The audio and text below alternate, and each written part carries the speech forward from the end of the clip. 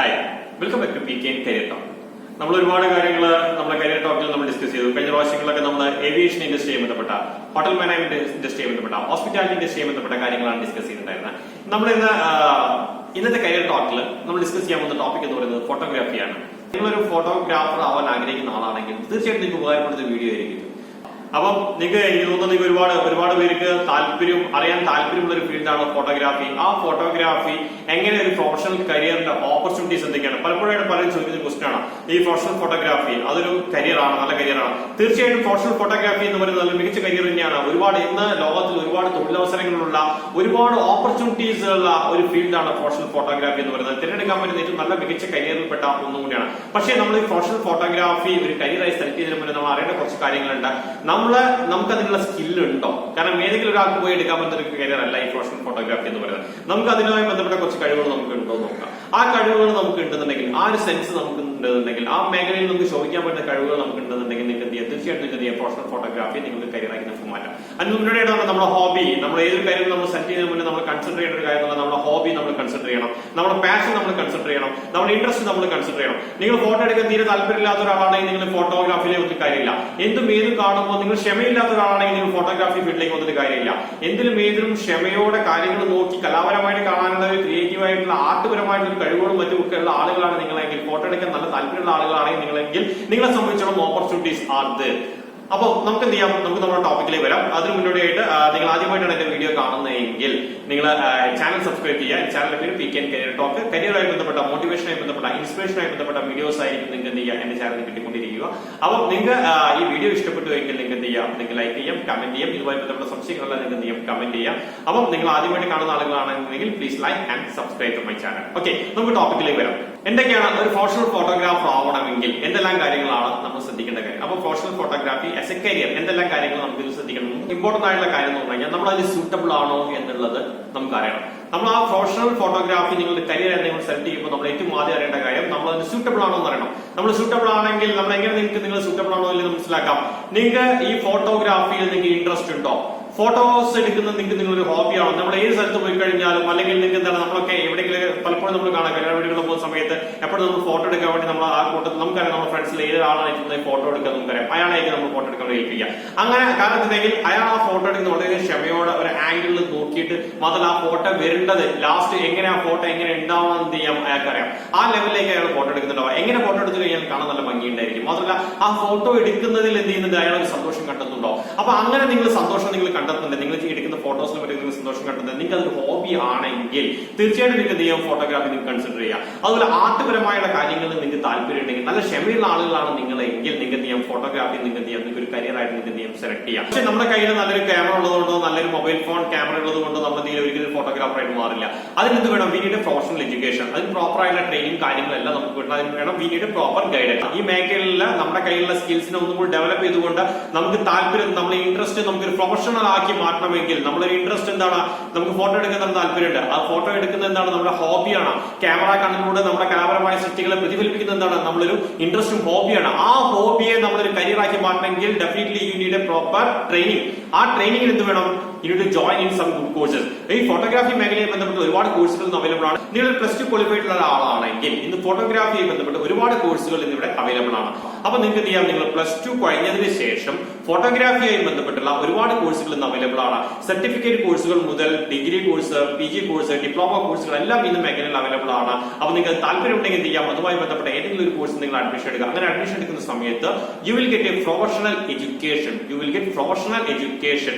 അതായത് ഇതുമായി ബന്ധപ്പെട്ട ഒരുപാട് ടെക്നോളജി, ടെക്നിക്സ് എല്ലാം എന്ത് കിട്ടും? നിങ്ങൾക്ക് പ്രോപ്പർ ആയിട്ടുള്ള ഗൈഡൻസ് കിട്ടും, എഡ്യൂക്കേഷൻ കിട്ടും. അപ്പോൾ നമുക്ക് അതിനോടൊക്കെ ഉപരിയായിട്ട് നമുക്ക് അറിയണം ഈ മേഖലയിൽ എന്താണ്, ഈ ഫോട്ടോഗ്രാഫി മേഖലയിൽ എന്താ തൊഴിലവസരങ്ങളുണ്ടോ? നമ്മളൊക്കെ എന്താണ് മൊബൈലിൽ ഫോട്ടോ എടുക്കുന്ന ആളുകളാണ്. നമ്മളൊക്കെ മൊബൈലുണ്ട്, നമ്മളെ ഡിജിറ്റൽ ക്യാമറാസ് ഉണ്ട്, നമ്മളൊക്കെ ഫോട്ടോ എടുക്കുന്ന ആളുകളാണ്. അപ്പൊ ഈ ഫോട്ടോഗ്രാഫി ഒരു കരിയറാണോ? ഈ ഫോട്ടോഗ്രാഫി മേഖലയിൽ എന്തെല്ലാം തൊഴിലവസരങ്ങൾ അവൈലബിൾ ആണോ? അപ്പൊ എന്തൊക്കെ തൊഴിലവസരങ്ങൾ ഈ മേഖലകളിൽ അവൈലബിൾ ആണെന്ന് നമുക്ക് ആദ്യം മനസ്സിലാക്കാം. കാരണം തൊഴിലവസരങ്ങൾ മനസ്സിലാക്കി കഴിഞ്ഞാൽ എന്താണ്, ഈ കോഴ്സ് പഠിച്ചതിനെ കൊണ്ട് വല്ല കാര്യമുണ്ടെന്ന് നമുക്ക് മനസ്സിലാക്കാം. കാരണം നമ്മളൊന്നും ഈ എന്ത് ചെയ്യുന്നുണ്ട്, നമ്മുടെ ഈ ഇൻട്രസ്റ്റ് നമ്മൾ കരിയറാക്കി മാറ്റി കഴിഞ്ഞാൽ എന്ത് കിട്ടണം? നമ്മുടെ ജീവിതം ജീവിതം മുന്നോട്ട് പോകുന്ന സമയത്ത് നമ്മൾ ഈ ജോലിയാണ് ചെയ്യാൻ പോകുന്നത്. നമ്മുടെ ജോലി എന്താണ്? ഫോട്ടോ എടുപ്പ്. ആ ഫോട്ടോ എടുപ്പ് നിൽക്കുന്ന സമയത്ത് നമുക്ക് എന്ത് കിട്ടണം? We need to get the income കിട്ടിയാലേ നമുക്ക് ലൈഫ് മുന്നോട്ട് കൊണ്ടുപോകാൻ പറ്റും. അപ്പൊ എന്തെല്ലാം തൊഴിലവസരങ്ങൾ നമുക്ക് ഈ മേഖലയിൽ അവൈലബിൾ ആണെന്ന് നോക്കാം. നമ്മൾ ഒരു ഫോട്ടോഗ്രാഫറെ സംബന്ധിച്ചുള്ള ഏറ്റവും ഡിമാൻഡ് ഉള്ള ഒരു ഏരിയ ആണ് ന്യൂസ് പേപ്പേഴ്സ്. നമുക്കെല്ലാം കാണാം, നമ്മുടെ ടിവിയിൽ മീഡിയാസ് ഉണ്ട്, അതുപോലെ തന്നെ ന്യൂസ് പേപ്പർ. എല്ലാ ദിവസവും നമ്മൾ ഒരുപാട് ന്യൂസ് പേപ്പേഴ്സ് കാണും. ഈ ന്യൂസ് പേപ്പേഴ്സിലെല്ലാം വെറൈറ്റി ആയിട്ടുള്ള ഒരുപാട് ഡിഫറെന്റ് ആയിട്ടുള്ള ഇവന്റ്സിന്റെ അല്ലെങ്കിൽ കറണ്ട് അഫയേഴ്സിന്റെ ഒക്കെ ഫോട്ടോസ് കാണാം. ഈ ഫോട്ടോസ് എല്ലാം എടുക്കുന്നവരാണ് പ്രൊഫഷണൽ ഫോട്ടോഗ്രാഫേഴ്സ് ആണ് ഈ ഫോട്ടോസ് എല്ലാം എടുക്കുന്നത്. അപ്പൊ അവരെ സംബന്ധിച്ചോളം, അപ്പൊ ഫോട്ടോഗ്രാഫറിനെ സംബന്ധിച്ചോളം ഫ്രീലാൻസ് ആയിട്ടോ അല്ലെങ്കിൽ റെഗുലർ പെർമനന്റ് എംപ്ലോയീസ് ആയിട്ടോ ഇന്ന് ന്യൂസ് പേപ്പേഴ്സിൽ അല്ലെങ്കിൽ മീഡിയാസിൽ ഒരുപാട് ജോബ് ഓപ്പർച്യൂണിറ്റീസ് ഉണ്ട്. അങ്ങനെ ന്യൂസ് പേപ്പേഴ്സിന് വേണ്ടി അല്ലെങ്കിൽ മീഡിയാസിന് വേണ്ടിയിട്ടോ ഫോട്ടോസ് എടുക്കുന്ന, ന്യൂസ് കവർ ചെയ്യാൻ വേണ്ടി ഫോട്ടോസ് എടുക്കുന്ന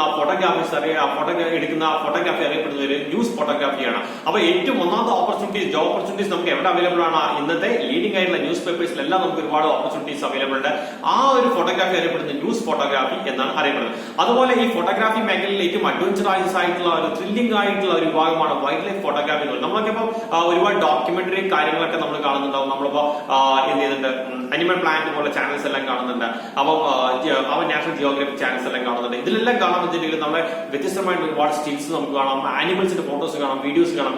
ഇതെല്ലാം ചെയ്യുന്നത് വൈൽഡ് ഫോട്ടോഗ്രാഫിയുടെ ഭാഗമായിട്ട് വരുന്നതാണ്. അപ്പൊ നിങ്ങൾ അങ്ങനെയുള്ള കാര്യങ്ങളിലൊക്കെ നിങ്ങൾ അഡ്വഞ്ചറസ് ആയിട്ടൊക്കെ വർക്ക് ചെയ്യാൻ താല്പര്യമുള്ള ഇൻട്രസ്റ്റഡ് ആയിട്ടുള്ള ആളുകളാണെന്നുണ്ടെങ്കിൽ നിങ്ങളെ സംബന്ധിച്ചിടത്തോളം ഒരുപാട് ജോബ് ഓപ്പർച്യൂണിറ്റീസ് ഉണ്ട്. വൈൽഡ് ഫോട്ടോഗ്രാഫിയിൽ ഒരുപാട് ഓപ്പർച്യൂണിറ്റീസ് ഉണ്ട്.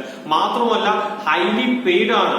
ഹൈലി പെയ്ഡ് എന്ന് പറഞ്ഞാൽ ഏത് സംബന്ധിച്ചെന്ന് പറഞ്ഞാൽ $1 lakh വരെ സാലറി കിട്ടുന്ന ഒരുപാട് പേര് ഇന്ന് വൈൽഡ് ഗ്രാഫ് ഫോട്ടോഗ്രാഫിയിൽ എന്ത് ചെയ്യുന്നുണ്ട്? വർക്ക് ചെയ്യുന്നുണ്ട്. അപ്പൊ ത്രില്ലിംഗ് ആയിട്ടുള്ള ഒരു ജോലിയാണ് വൈൽഡ് ഗ്രാഫ് ഫോട്ടോഗ്രാഫി എന്ന് പറയുന്നത്. അപ്പൊ ഞാൻ ഇതെല്ലാം പറഞ്ഞു വരുന്നത്, നമ്മളൊരു ഫോട്ടോഗ്രാഫി മേഖലയിലേക്ക് വരുമ്പോൾ ഇതിൽ ഒരുപാട് അവസരങ്ങളുണ്ട്. ബട്ട് അതിൽ എല്ലാ അവസരങ്ങളും കൊണ്ട് നമുക്ക് വർക്ക് ചെയ്യാൻ പറ്റില്ല.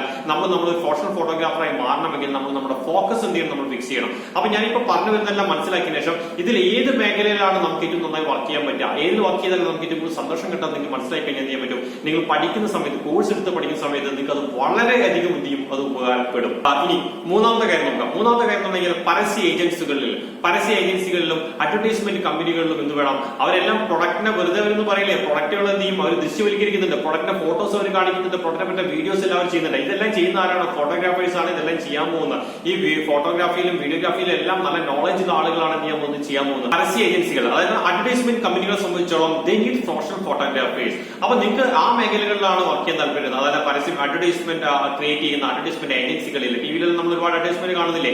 ആ ഫോട്ടോസ് എല്ലാം, ആ വീഡിയോസ് എല്ലാം ക്രിയേറ്റ് ചെയ്യുന്നവരാണ് നല്ല പ്രൊഫഷണൽ ഫോട്ടോഗ്രാഫേഴ്സും വീഡിയോഗ്രാഫേഴ്സും ആണ് ആ പറയുന്ന കാര്യങ്ങളെല്ലാം എടുക്കുന്നത്. അപ്പൊ ആ മേഖലയിൽ വർക്ക് ചെയ്യാൻ നിങ്ങൾക്ക് താല്പര്യം ഉണ്ടെങ്കിൽ ഫാഷൻ മേഖലയിൽ, ഫാഷൻ ഫോട്ടോഗ്രാഫിയിലോ അല്ലെങ്കിൽ അഡ്വർടൈസ്മെന്റ് ഫോട്ടോഗ്രാഫിയിലോ നിങ്ങൾക്ക് ജോയിൻ ചെയ്യാം. അതും നിങ്ങളെ സംബന്ധിച്ച് നല്ലൊരു ഓപ്ഷനാണ്, നല്ലൊരു ഫോക്കസ് ആണ്. ലോകത്തിലെ വൻകിട ബേക്കറികൾ, ഫുഡ് പ്രോസസിംഗ് കമ്പനികൾ, ഇവരിലെല്ലാം എന്ത് ചെയ്യുന്നുണ്ട്? അവരെല്ലാം പ്രൊഫഷണൽ ഫോട്ടോഗ്രാഫേഴ്സിനെ അപ്പോയിന്റ് ചെയ്യുന്നത് ഇതിനു വേണ്ടിയാണ്. അവരുണ്ടാക്കുന്ന പ്രൊഡക്റ്റിന്റെ ഫോട്ടോസ് എടുക്കാൻ വേണ്ടിയിട്ട്. കാരണം ആ ഫോട്ടോസ് എടുത്ത് അവർ സാമ്പിളിംഗ് ആയിട്ട് പല കമ്പനികളിലേക്ക് അയച്ചു കൊടുക്കും. അങ്ങനെ എന്ത് ചെയ്യണം? Need to get approval. അവർ പ്രൊഡക്റ്റ് ഡീറ്റെയിൽസ് അയച്ചു കൊടുക്കുന്നതിന്റെ ഫോട്ടോസ് കൂടി എന്ത് ചെയ്യുന്നത്? അയച്ചു കൊടുക്കുന്നുണ്ട്. അപ്പൊ അതൊന്നും അവരെ സ്വന്തം ഫോട്ടോ ക്യാമറയിൽ ഉപയോഗിച്ചിട്ട് അവിടുത്തെ വേറെ ഏതെങ്കിലും സ്റ്റാഫ് എല്ലാം എടുക്കുക. അതെല്ലാം എടുക്കുന്നവരാണ് they are having the professional photographers. Normally they will appoint the photographers, professional photographers for taking these photos. അപ്പൊ അതിന് നീളം നീഡ് പ്രൊഫഷണൽ ഫോട്ടോഗ്രാഫേഴ്സ്. അപ്പൊ അങ്ങനെയുള്ള മേഖലകളിൽ ഇന്ന് ലീഡിംഗ് ആയിട്ടുള്ള ബേക്കറികളായിക്കോട്ടെ, ഫുഡ് പ്രോസസിംഗ് കമ്പനികളായിക്കോട്ടെ, അത് മാത്രമല്ല ഒരുപാട് കമ്പനികൾ എന്താണ്? They all need the professional photographers. വളരെയധികം വെല്ലുവിളികൾ നിറഞ്ഞ ഒരു മേഖലയുണ്ട്, വളരെ വെല്ലുവിളി നിറഞ്ഞ മേഖലയുണ്ട്. അതാണ് വളരെ അഡ്വഞ്ചറസ് ആയിട്ടാണ്. ഇപ്പൊ നമുക്കറിയാം, യുദ്ധം നടക്കുന്ന സമയത്ത്, വാർ നടക്കുന്ന സമയത്ത്, പ്രകൃതി ദുരന്തങ്ങൾ ഉണ്ടാവുന്ന സമയത്ത് അവിടെയെല്ലാം കവറേജ് ചെയ്യാൻ പോകുന്ന ഫോട്ടോഗ്രാഫേഴ്സ് ഉണ്ട്, അവിടെയെല്ലാം കവർ ചെയ്യാൻ പോകുന്ന വീഡിയോഗ്രാഫേഴ്സ്, ഫോട്ടോഗ്രാഫേഴ്സ് ഉണ്ട്. അവരെ സംബന്ധിച്ചു കഴിഞ്ഞാൽ അവരത് കവർ ചെയ്ത് കൊടുക്കുന്ന ഫ്രീലാൻസ് ആയിട്ടായിരിക്കും പലരും ചെയ്തു കൊടുക്കുന്നുണ്ടാവുക. ഏതെങ്കിലുമൊക്കെ ന്യൂസ് ഏജൻസികൾക്ക് വേണ്ടിയിട്ട് അല്ലെങ്കിൽ ഏതെങ്കിലും ചാനൽസിന് വേണ്ടിയിട്ട് എന്ത് ചെയ്യുന്നുണ്ട്, അല്ലെങ്കിൽ ഏതെങ്കിലും ഗവൺമെന്റ് ഏജൻസികൾക്ക് വേണ്ടിയിട്ട് എന്ത് ചെയ്യും? അവർ ഈ പറയുന്ന വാറൊക്കെ എന്ന് പറഞ്ഞാൽ ഏതെങ്കിലും ഗവൺമെന്റ് ഏജൻസികൾക്ക് വേണ്ടിയിട്ട് എന്ത് ചെയ്യുന്നുണ്ടാവും? ഫ്രീലാൻസ് ആയിട്ട് ചെയ്തു കൊടുക്കുന്നുണ്ടാവും. അതാണ് വളരെ ത്രില്ലിംഗുമാണ്, വളരെയധികം അഡ്വഞ്ചറസുമാണ്, അതോടൊപ്പം തന്നെ ഹൈലി പെയ്ഡുമാണ്. അങ്ങനെ ആ മേഖലയിൽ നിങ്ങൾ വർക്ക് ചെയ്യുകയാണെന്നുണ്ടെങ്കിൽ നിങ്ങൾക്ക് you will get lot of income.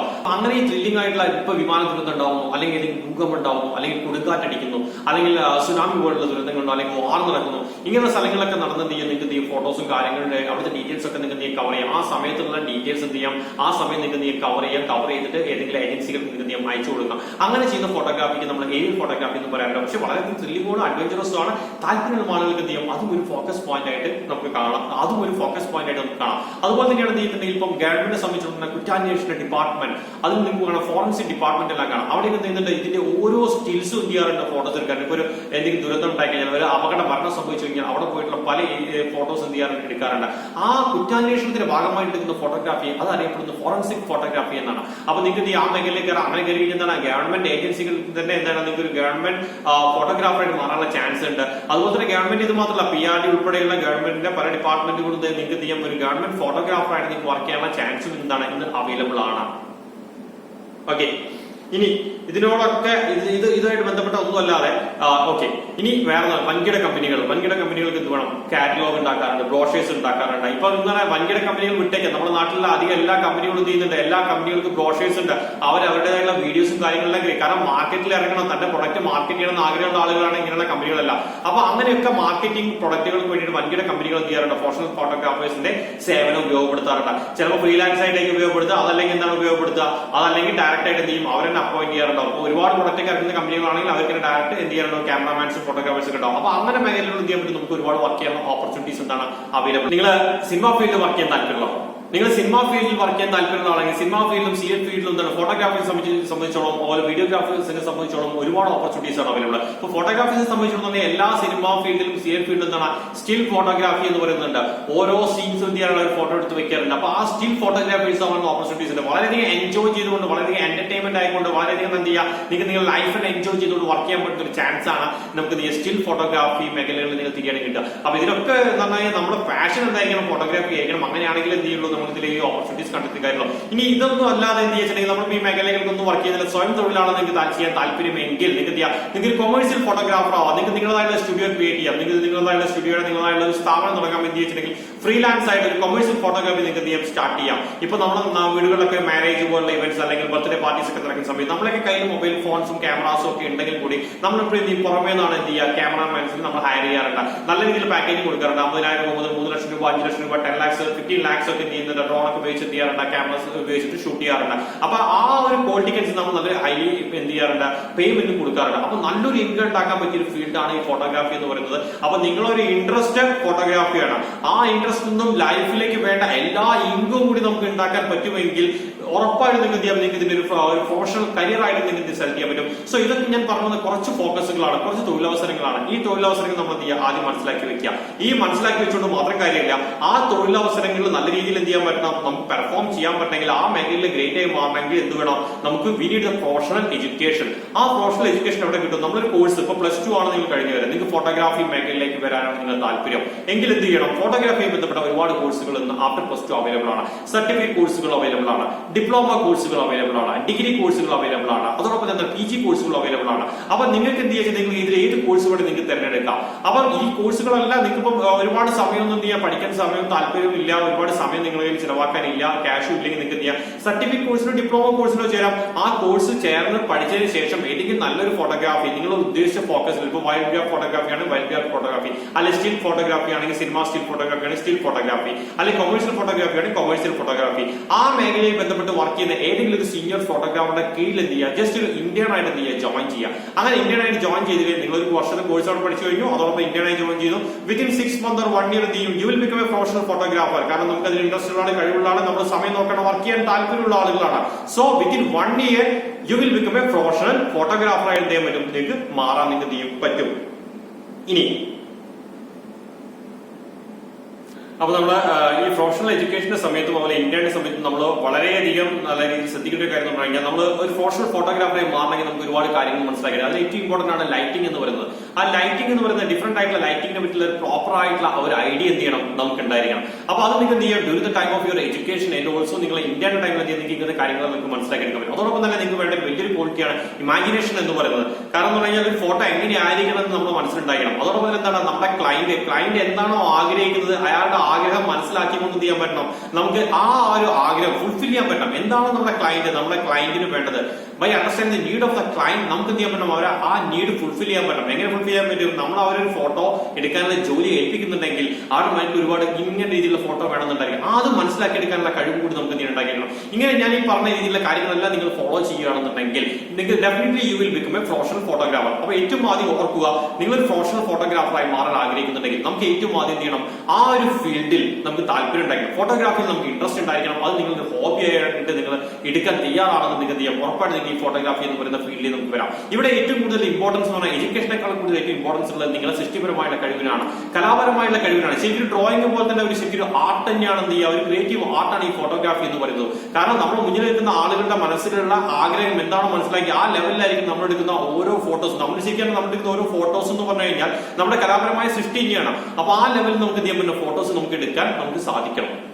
അപ്പൊ ഇതെല്ലാം മനസ്സിലാക്കി കഴിഞ്ഞാൽ അപ്പൊ ഫോട്ടോഗ്രാഫി മേഖലയിലേക്ക് കടന്നു വരുമ്പോൾ ഉറപ്പായും നമ്മൾ ചിന്തിക്കേണ്ട കുറച്ച് കാര്യം, ഇപ്പൊ ഫോട്ടോഗ്രാഫി മേഖലയിലേക്ക് നമ്മൾ കടന്നു വരികയാണെങ്കിൽ നമ്മൾ ചിന്തിക്കേണ്ട കുറച്ച് കാര്യങ്ങൾ എന്ന് പറഞ്ഞു കഴിഞ്ഞാൽ, മനസ്സിലാക്കേണ്ട കാര്യങ്ങൾ എന്ന് പറഞ്ഞു കഴിഞ്ഞാൽ, ഒന്ന് നമ്മൾ ആ ഫീൽഡിൽ ഇൻട്രസ്റ്റഡ് ആയിരിക്കണം, നമുക്ക് ആ ഫീൽഡിനോട് താല്പര്യം ഉണ്ടായിരിക്കണം, നമുക്ക് അത് നമ്മുടെ ഹോബി ആണെങ്കിൽ ഉറപ്പായും നമുക്ക് ആ ഫീൽഡിലേക്ക് നമുക്ക് വരാം.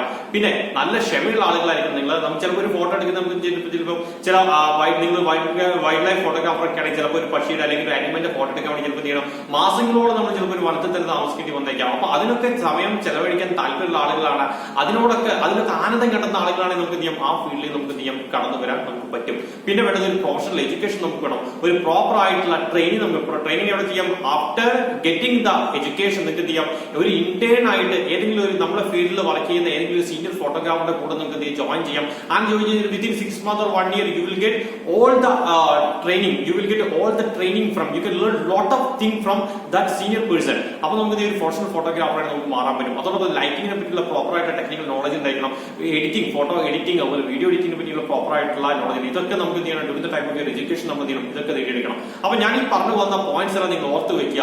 അപ്പൊ ഈ മേഖലകളിൽ ഒരുപാട് തൊഴിലവസരങ്ങളുണ്ട്. ഏതൊക്കെ തൊഴിലവസരങ്ങളാണെന്നുള്ള ഞാൻ ഇപ്പോൾ ഇവിടെ ഡിസ്കസ് ചെയ്ത് കഴിഞ്ഞു.